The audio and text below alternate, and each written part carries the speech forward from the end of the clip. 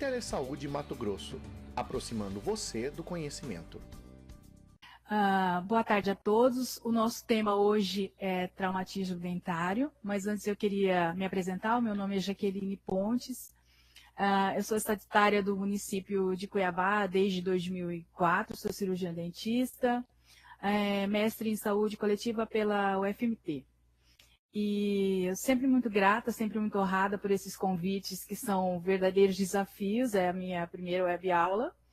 E eu espero poder colaborar com vocês, porque traumatismo dentário é realmente algo que, para quem trabalha na PSF ou nas clínicas odontológicas, nas UPAs, nós encontramos com muita frequência. Então, eu desenvolvi uma aula que seja objetiva, prática, para que a gente consiga atender esses casos de traumatismo com maior eficiência. A idade que a criança começa a caminhar é a idade que ela está mais sujeita a traumatismos dentários, que é aquela idade que a criança quer explorar o mundo, que a criança quer andar sem a ajuda dos pais, que a criança não tem freios. E eu brinco com as mães que os dentes da frente são verdadeiros para-choques. Então a criança ela quer ser independente, e aí é nessa fase da vida, né, que começam esses acidentes domésticos ou não domésticos, né, que a criança vai ao parquinho, ou que a criança frequenta o berçário, ou que a criança participa de festas com os colegas.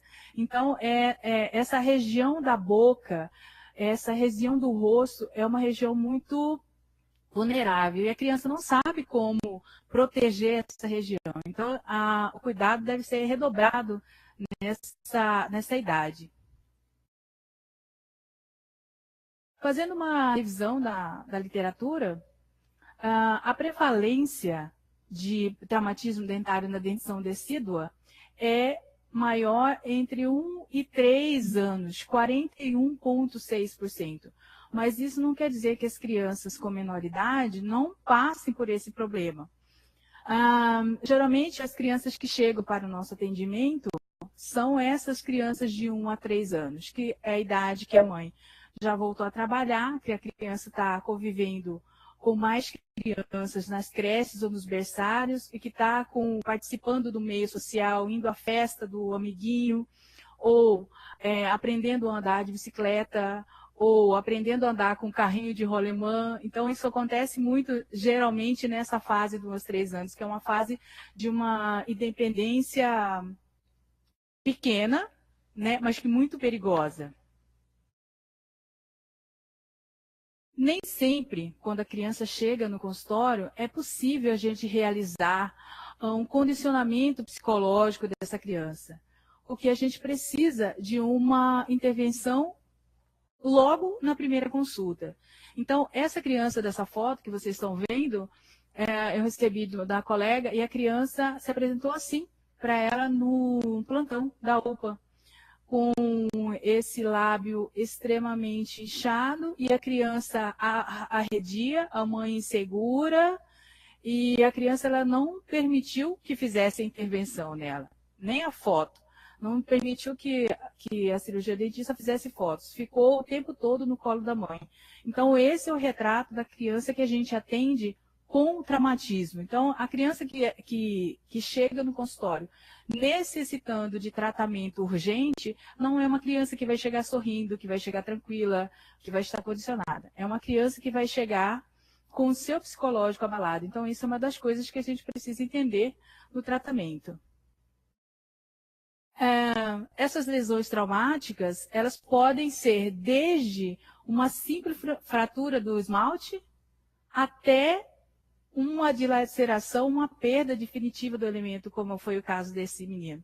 Vocês podem ver aqui na foto que a mão que segura o lábio é uma mão sem luva, é a mãe dele que conseguiu segurar o lábio dessa criança para a gente fazer uma imagem. Então, é uma criança que deu trabalho, que chorou, que a gente não conseguiu condicionar e não conseguiu atender.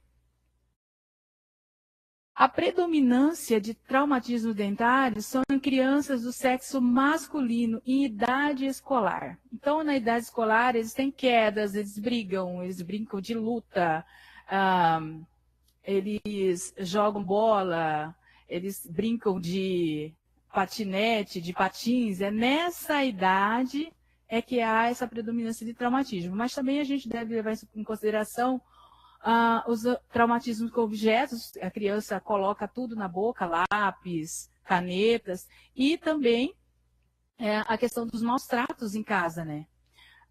Se a criança sofre maus tratos em casa, geralmente nessa idade, o dente é um para-choque para tudo, né?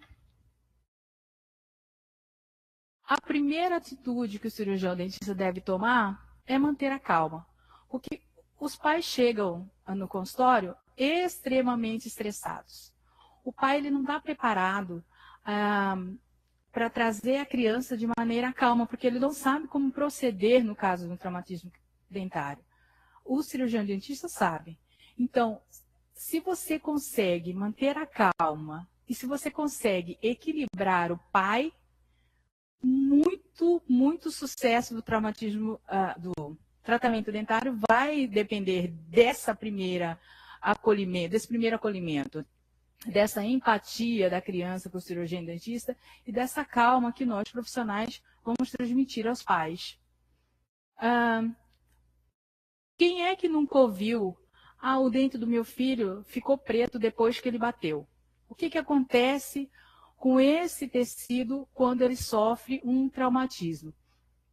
Pode acontecer uma hemorragia pulpar. É por isso que esse dente fica escuro quando a criança bate. Mas a gente tem que explicar para esses responsáveis na primeira consulta de forma clara, né? Porque se a gente explica para os pais de forma clara, a gente tem maior chance de sucesso no tratamento, os pais entendem, ficam motivados e retornam no controle dessas consultas até a troca dessa dentição. Outra reação que pode ocorrer é a reabsorção dentinária interna. Notem essa estrutura desse dente. A criança bateu, houve o traumatismo, e aconteceu aqui uma reabsorção dentinária. Vejam só a radiografia do caso. Então, isso tem que ser muito bem explicado para os pais. E a gente, como profissional, também tem que saber ter um mapa na cabeça de como proceder de acordo com os tipos de trauma dessas crianças. Pode acontecer uma alteração da cor da coroa, pode acontecer reabsorção externa. Vejam essa foto desse dente que foi feita a exodontia. Pode acontecer obliteração pulpar. Então, o tratamento e o esclarecimento para os pais é de responsabilidade do cirurgião dentista. Pode acontecer fístula.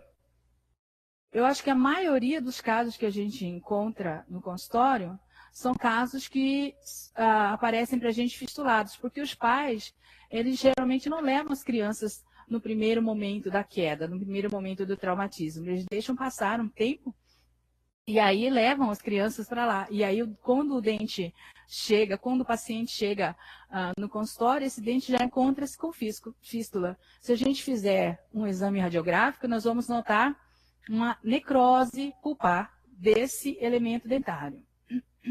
A hipoplasia de esmalte também do dente permanente é uma repercussão desse traumatismo.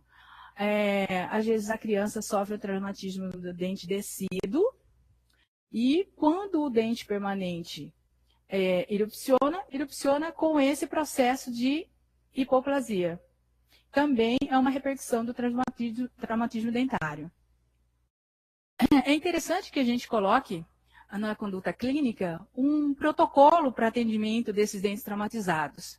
Protocolo de atendimento tanto para os pais quanto para as crianças. Porque o sentimento que eles chegam para o atendimento é de medo, de dor, de angústia, de estresse, de ansiedade. Quando o pai se depara com o seu filho com um traumatismo, ele fica mesmo estressado, ele fica preocupado, ele fica angustiado, e a criança com dor é uma criança que reage negativamente ao tratamento. Então, eu vou bater na tecla e vou repetir. Confiança e tranquilidade são duas coisas que o profissional precisa aprender para poder fazer com que esse tratamento tenha sucesso. Comunique com os pais. Pergunte para os pais se essa criança já sofreu outros traumas nesse dente, seja eles de grande ou pequena intensidade. Às vezes a criança sofre um traumatismo no dente e os pais nem ficam sabendo, porque acontece na escola, ou acontece no berçário, ou acontece no playground, e a criança não comunica para os pais e os pais não observam, né? Então, eles não sabem dizer se houve um traumatismo desse dente ou não, anterior, e não sabem falar também a exatidão de detalhes, porque quando o traumatismo ocorre no berçário, essa é uma experiência frequente, o que acontece? A coordenadora ou a professora liga para os pais, e aí os pais retiram essa criança do berçário e levam até o consultório. Então, até chegar ao consultório, essa exatidão de detalhes a gente perde. É importante saber também a idade da criança, perguntar se ela tem medo de barulho, porque ocasionalmente a gente vai usar o micromotor ou a caneta de alta. Então, é interessante saber. Uma das técnicas de acondicionamento que a gente usa é a dizer, mostrar e fazer. Então, você diz o que você vai fazer, você mostra para a criança o que você vai fazer, e aí você faz. Por exemplo, eu vou fazer uma foto do seu dente, que é uma metáfora que a gente usa para fazer o raio-x. Então, eu vou fazer uma foto do seu dente. Eu vou usar esse quadradinho para poder fazer a foto do seu dente. Mostra o quadradinho. Então, vamos fazer. E aí, coloca o filme, a película radiográfica no lugar para poder fazer essa radiografia. Ou então, eu vou lavar a sua boca. Mostra, diz que vai lavar. Mostra a seringa tríplice. Mostra como é que ela funciona. E depois faça. As consultas para essas crianças, quanto mais curtas, melhor. A gente não consegue manter essa criança na cadeira por muito tempo, que acaba sendo uma fonte de estresse para a criança também. Usar distrações. Geralmente, o consultório de profissionais que atendem as crianças tem bichinhos, adesivos, vídeos. Usar essas distrações são interessantes. Usar o reforço positivo muito bem, você abriu a boca muito bem, você deixou olhar o seu dente. É interessante também nesse trato com a criança. Se a gente precisar conter a criança na cadeira, não faça de forma abrupta. Converse com os pais, explique a importância, diga como vai fazer e, de preferência, faça com que os pais assinem esse termo de consentimento para poder fazer esse tipo de contenção. O trauma dentário, ele pode ocorrer tanto só no tecido dental, na estrutura do dente, como no tecido periodontal ou no tecido de suporte.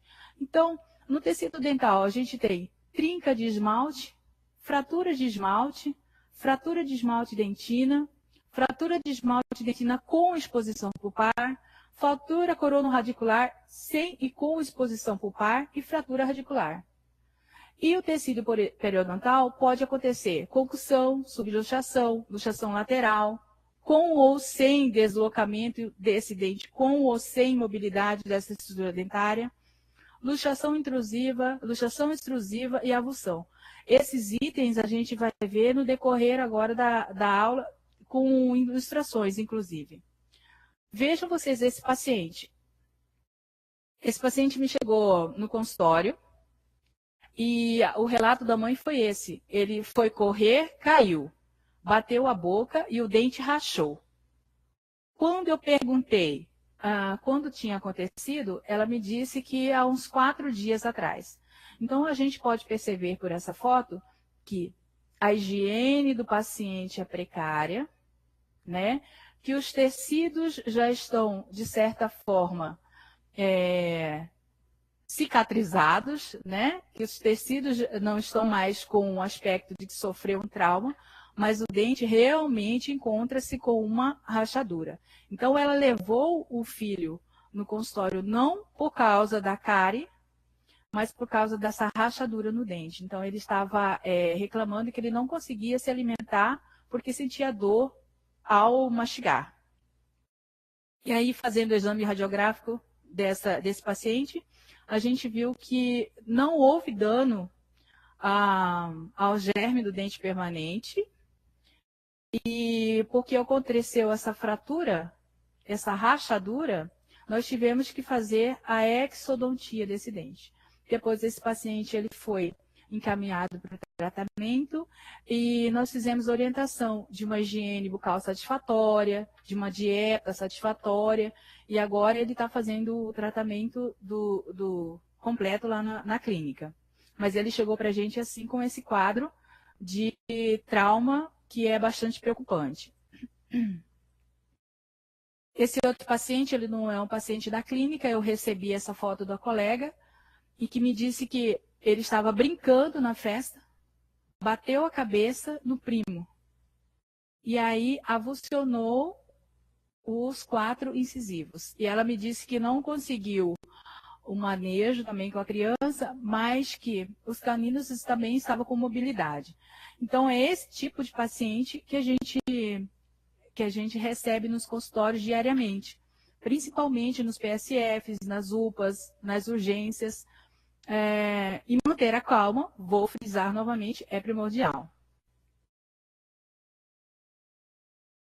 O protocolo para atendimento dessas crianças com dentes traumatizados precisa seguir um roteiro, né? Precisa ser feito de forma que a maior quantidade de informações possíveis do prontuário estejam à nossa disposição para que a gente possa ter sucesso no tratamento. Então, é preciso identificar essa criança, é preciso saber a história médica dessa criança, é preciso saber como aconteceu esse traumatismo. Eu disse para vocês anteriormente que, na maioria das vezes, os pais eles não sabem com exatidão como é que aconteceu o traumatismo, porque a criança veio do colégio, veio do berçário, mas eles contam o que foi passado na instituição de ensino. É preciso fazer a limpeza dessas áreas lesadas. É preciso fazer o exame extra e intrabucal com bastante precisão. Fazer exame dos tecidos moles, dos dentes, das estruturas ósseas. Os exames complementares é interessante, como o raio-x, controlar a dor dessa criança. Quando você controla a dor da criança, você consegue que o tratamento ele evolua. E se for necessário, fazer a sutura das mucosas. Então, quando eu faço a identificação do paciente no consultório, eu gosto de saber como é que esse paciente é chamado no seu círculo familiar, no seu círculo de amizades. Porque, pela minha experiência, quando eu consigo saber qual é o apelido carinhoso que a mãe ou o pai usa, como ele é chamado pelos amigos, eu tenho uma ligação com o paciente mais forte. Então, além de saber o nome do paciente, eu gosto de saber como ele é chamado no seu círculo. A história médica do paciente é muito importante, saber se ele nasceu com algum problema de saúde, se ele já teve doenças como sarampo, catapora, se já apresentou quadro de convulsão, se tem algum problema respiratório, se está fazendo tratamento médico, quais são os remédios que eles estão usando, se o paciente tem algum distúrbio sanguíneo, se tem algum problema cardiológico, se tem alergias, se usa medicação, como que está a saúde geral da criança. Interessante saber se ela fez uma profilaxia antitetânica. Sim, é interessante. Se a criança necessitar de profilaxia antitetânica, nós encaminhamos para o posto médico para que isso seja feito. E também saber a história desse traumatismo, como ele aconteceu, onde ele aconteceu, quando ele aconteceu. Estar alerta para essas regiões laceradas de lábio e língua, fraturas ósseas, essas áreas de fragmentos, pode haver fragmentos escondidos na mucosa. Certa vez eu atendi um paciente e ele caiu com a boca no chão e tinha um pedaço de pedra, né, na mucosa. Então, a gente precisa olhar isso com muito carinho. E saber se esse paciente, se ele está com visão dupla, se ele tem náusea, se apresentou vômito, se ele perdeu a consciência, se está com dor de cabeça, com tontura, se tem amnésia. Tudo isso é muito importante. A anamnese é um passo muito importante no tratamento dentário, do trauma dentário. Se ele apresentar visão dupla, náusea, vômitos, amnésia, cefaleia, encaminhar para um atendimento em nível hospitalar. Como é que está a mastigação do paciente? Ele está comendo bem? Onde está esse dente? Esse dente caiu por completo? Esse dente entrou na gengiva? A gente tem que usar também uma linguagem bastante fácil para que os pais consigam nos entender. Esse paciente está se alimentando bem ou ele está em jejum? Porque isso também influencia no sucesso desse tratamento. O exame extrabucal, olhe o paciente, veja o paciente. Como é que está a face desse paciente? Como é que está o rosto desse paciente? Está simétrico? Tem alguma alteração de volume? Tem alguma alteração de cor? Esse paciente está respirando bem? Faces, como é que ele está? ATM, faça abrir e fechar a boca. Tem presença de clique? Tem sensibilidade? Como é que está a abertura bucal? Às vezes o paciente apresenta trismo por conta do traumatismo. Como é que está a oclusão? Fazer a palpação de gânglios. Então, todo esse exame extrabucal, ele vai me dar subsídios para que eu possa tratar esse paciente de maneira eficaz e de maneira eficiente. Olhar, fazer um exame clínico minucioso dessas partes dilaceradas. Ver se aconteceu dilaceração, se está inchado, se tem fragmentos de objeto, se a face mudou de forma, né? É interessante. Então, no primeiro momento, é interessante que a gente faça uma limpeza do local, para poder enxergar melhor e saber qual é o grau desse traumatismo do paciente. Palpar esses tecidos moles é muito importante. Às vezes ocorre fratura óssea, às vezes ocorre fratura alveolar, às vezes tem obsetos, como eu já disse, nesses tecidos móveis, e aí complementar esse exame com o exame radiográfico. Como é que eu lavo essa parte de tecidos moles que está traumatizada? Eu posso lavar com sabonete antisséptico e com soro fisiológico. E depois eu faço a remoção desses corpos estranhos. E o exame clínico intrabucal. O que eu olho dentro da boca do meu paciente no exame clínico? Eu vejo se o dente está inserido no alvéolo, se tem mobilidade, se não tem mobilidade, qual é o posicionamento, ele está alinhado. Eu avalio os dentes de acordo com a estrutura. Ocorreu fratura? Como é que está o dente no arco oposto? Faço o teste de percussão horizontal e vertical, faço o teste de palpação. Só não podemos fazer testes de calor ou de frio que causem dor ao paciente. Isso pode aumentar o estresse do paciente na hora do tratamento em si. Então, vamos fazer o teste de percussão vertical e horizontal e a palpação, porque são testes indolores, né? Para cada tipo de trauma, nós fazemos um tipo de tratamento dentário. Por exemplo, fraturou apenas o esmalte do dente. Como é que a gente vai fazer? Ou a gente restaura com resina, ou faz o alisamento das bordas com tira de lixa ou broca de acabamento. Aconteceu uma fratura de esmalte e dentina. Eu vou fazer uma restauração de resina ou fazer a colagem do fragmento, porque às vezes acontece o trauma, o dente se parte e o pai traz para a gente aquele fragmento da estrutura dentária.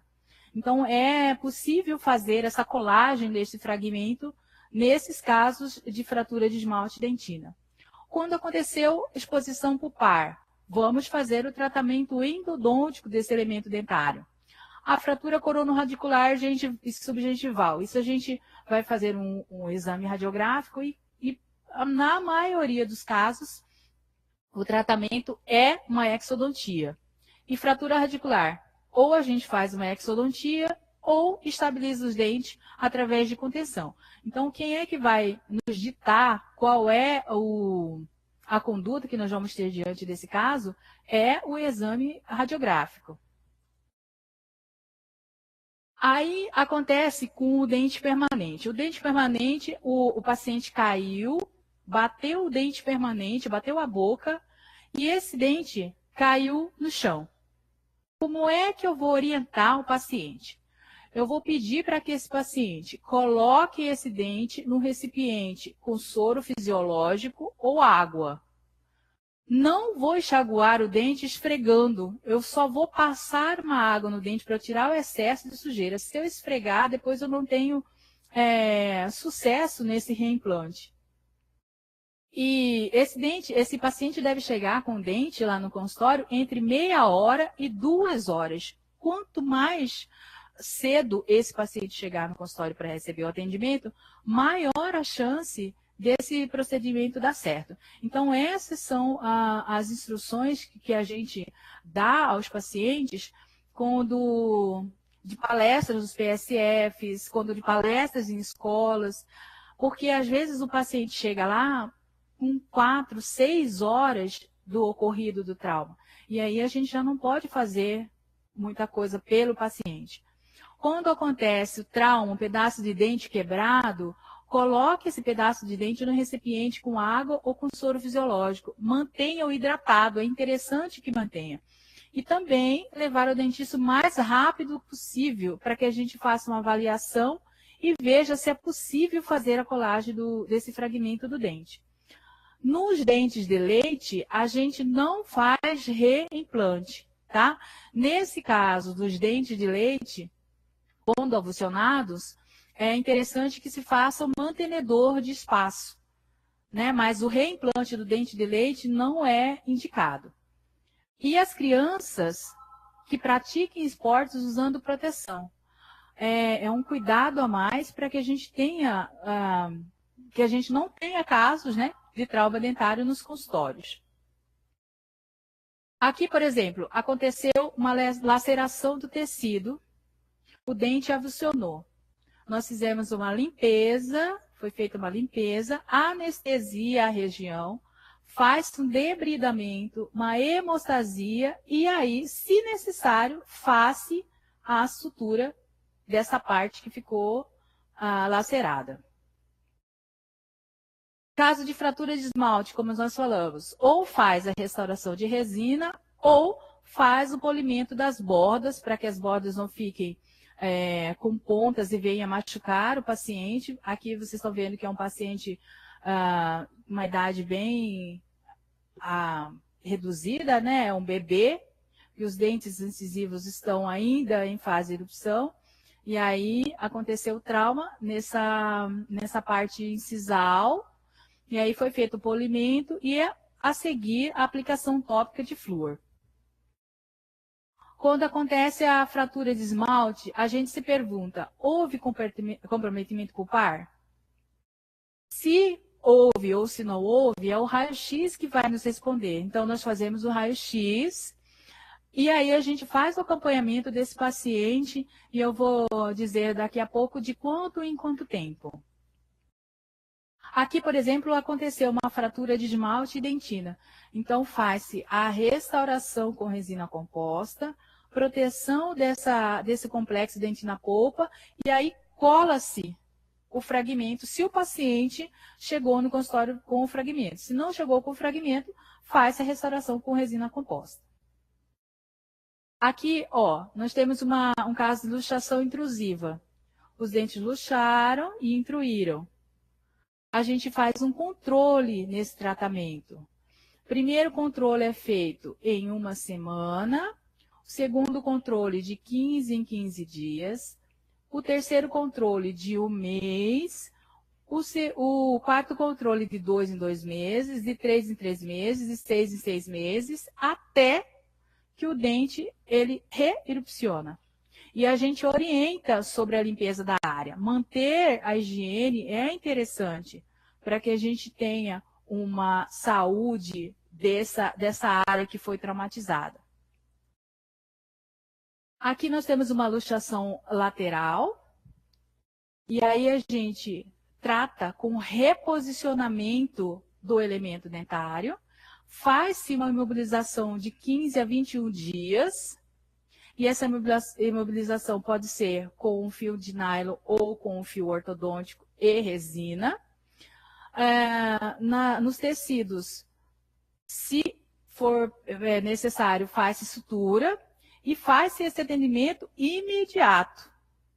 Nesse caso, não houve risco para o dente permanente. Quando tem mínima mobilidade e esse atendimento é tardio, ou seja, o paciente chegou no consultório com mais de 3 horas do trauma ocorrido, a gente não faz nenhum tratamento. A gente faz a orientação dos pais e remove o hábito. Por exemplo, o paciente que usa chupeta ou mamadeira, orientamos os pais a suspender o uso de chupeta e de mamadeira. Quando o dente está com grande mobilidade e tem risco para o dente permanente, fazemos uma exodontia. E, em todos os casos, fazemos um controle clínico e radiográfico. Nesse caso dessa figura, vocês estão vendo aqui o paciente de 1 ano e 9 meses de idade, teve luxação lateral dos 4 incisivos superiores, com deslocamento para vestibular e mobilidade média grande. Foi feita a sutura das lacerações gengivais e confecção dessa contenção semirrígida por 3 semanas. Esse é um protocolo que nós devemos seguir no atendimento desse tipo de trauma. Aqui também um outro caso de reposicionamento e imobilização. Aconteceu um trauma nos incisivos. Fizemos o ataque ácido e aí uma imobilização semirrígida com fio de nylon 8 ou fio de aço 0,5 e resina. Então, quem atende pacientes na urgência deve ter lá na maletinha de materiais sempre o fio ortodôntico ou o fio de pesca, que também serve perfeitamente para esse tipo de imobilização. Aqui uma luxação extrusiva. A gente faz um controle, se não estiver interferindo na oclusão. Ou então pode-se reposicionar esse dente e fazer aquela imobilização semirrígida, isso no atendimento imediato. Se o atendimento for tardio e tiver interferido na oclusão, faz-se a exodontia desse dente e o controle radiográfico é imprescindível. Então, o paciente que chegou no consultório com um trauma dentário é um paciente que será atendido e que será acompanhado até a esfoliação desse dente. Esse é o ideal. Aqui, por exemplo, aconteceu a avulsão do dente, não reimplanta-se dentes de leite, não reimplanta-se dentes descidos, usa-se um mantenedor para manter esse espaço, porque a gente sabe que o dente descido ele guarda lugar para o dente permanente, faz-se um controle clínico e um controle radiográfico. O exame radiográfico que a gente faz no paciente, ele auxilia no diagnóstico do trauma. O exame radiográfico que nos vai dizer se aconteceu fratura de esmalte, fratura de dentina ou fratura de raiz. A gente faz um diagnóstico de como serão as sequelas, ou se tem sequelas, né, de traumas anteriores. A gente tem parâmetros para calcular esse tempo de controle do paciente e tem um valor legal. Então, todo exame radiográfico ele deve ser anexado e mantido no prontuário junto com o relato do caso. Isso é muito importante. E a orientação dos pais. A gente tem que orientar os pais a manter a limpeza da boca. Como é que nós fazemos a limpeza da boca desse dente? Primeiro, a gente pode usar gaze como uma solução antisséptica e repouso, né? Fazer uma alimentação pastosa, uma alimentação mais gelada e remover esses hábitos de sucção. Remover chupeta, remover mamadeira. Após algum tempo, pode-se retornar o uso da escova dental para fazer essa higiene. Então, o que acontece é que quando o paciente chega com trauma, o pai suspende a higiene de cara, porque acha que vai machucar ou porque acha que vai injuriar aquele tecido. Então, a gente orienta para que essa higiene seja continuada, que não pare a higiene desse local. Fazer esse acompanhamento do paciente é muito importante. Pedir para que o responsável observe. Apareceu fístula, apareceu abscesso, essa criança reclamou de dor, né? Ela bateu o dente novamente, porque a gente tem recidiva de trauma e muito no consultório. E aí, se aconteceu um trauma posterior, esse retorno do paciente tem que ser antes do que aquele que nós programamos para que ele volte. E aí, a gente tem que ter um cuidado redobrado com esse paciente. E a prescrição medicamentosa. Eu preciso prescrever para o paciente que sofreu um trauma, para uma criança que sofreu um trauma? A prescrição medicamentosa é se necessário. Se ele está sentindo dor, prescrevemos analgésicos.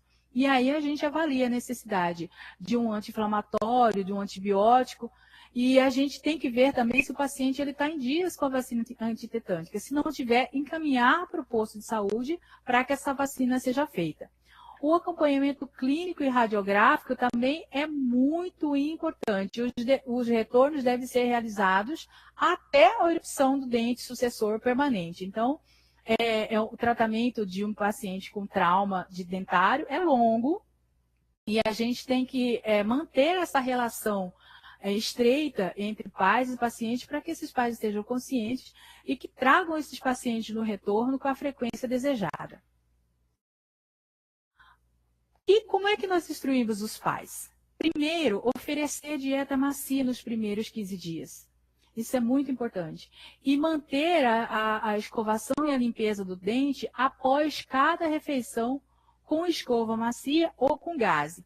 A gaze, ela pode ser umedecida em água oxigenada 10 volumes, pelo menos 3 vezes por dia durante uma semana, ou uma solução à base de clorexidina 0,12% 2 vezes ao dia durante também uma semana. E assim que possível, quando já não houver dor, quando já não houver incômodo, voltar para essa higienização convencional com a escova. Os outros dentes que não foram traumatizados, eles devem ser escovados normalmente, tá?